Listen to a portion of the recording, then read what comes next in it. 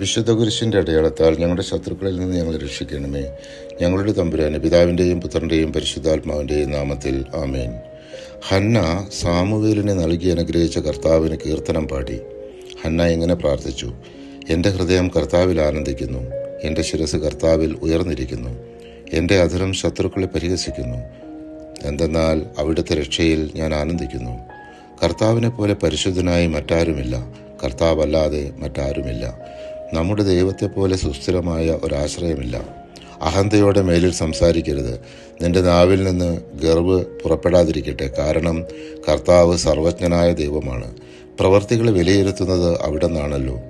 വീരന്മാരുടെ വില്ലുകൾ തകരുന്നു, ബലഹീനരാകട്ടെ ശക്തി പ്രാപിക്കുന്നു. സുഭിക്ഷം അനുഭവിച്ചിരുന്നവർ ആഹാരത്തിനായി കൂലിപ്പണി ചെയ്യുന്നു, വിശപ്പ് അനുഭവിച്ചിരുന്നവർ സംതൃപ്തി അടയുന്നു. വന്ധ്യ 7 പ്രസവിക്കുന്നു, സന്താന സമ്പത്തുള്ളവൾ നിരാലംബയാകുന്നു. കർത്താവ് ജീവൻ എടുക്കുകയും കൊടുക്കുകയും ചെയ്യുന്നു. അവിടുന്ന് പാതാളത്തിലേക്ക് ഇറക്കുകയും അവിടെ നിന്ന് കയറ്റുകയും ചെയ്യുന്നു. ദരിദ്രനും ധനികനുമാക്കുന്നത് കർത്താവാണ്, താഴ്ത്തുന്നതും ഉയർത്തുന്നതും അവിടുന്ന് തന്നെ.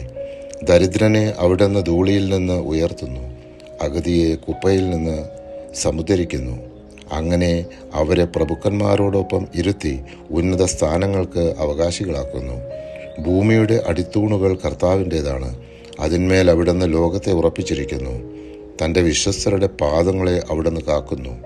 ദുഷ്ടന്മാർ അന്ധകാരത്തിൽ ഉപേക്ഷിക്കപ്പെടുന്നു, ശക്തിയാൽ ആരും പ്രബലനാകുന്നില്ല. കർത്താവ് പ്രതിയോഗികളെ ഛിന്നഭിന്നമാക്കുന്നു, അവർക്കെതിരെ ആകാശത്തിൽ ഇടിമുഴക്കുന്നു. അവിടുന്ന് ഭൂമിയെ മുഴുവൻ വിധിക്കും, തൻ്റെ രാജാവിന് ശക്തി കൊടുക്കും, തൻ്റെ അഭിഷിക്തൻ്റെ ശിരസ് ഉയരുമാറാക്കും. 1 സാമുവേൽ 2-ാം അധ്യായം 1 മുതൽ 10 വരെയുള്ള തിരുവചനങ്ങൾ.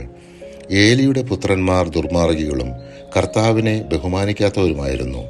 എന്നാൽ ബാലനായ സാമുവേൽ ഏലി പുരോഹിതൻ്റെ കീഴിൽ കർത്താവിന് ശുശ്രൂഷ ചെയ്തു പോന്നു.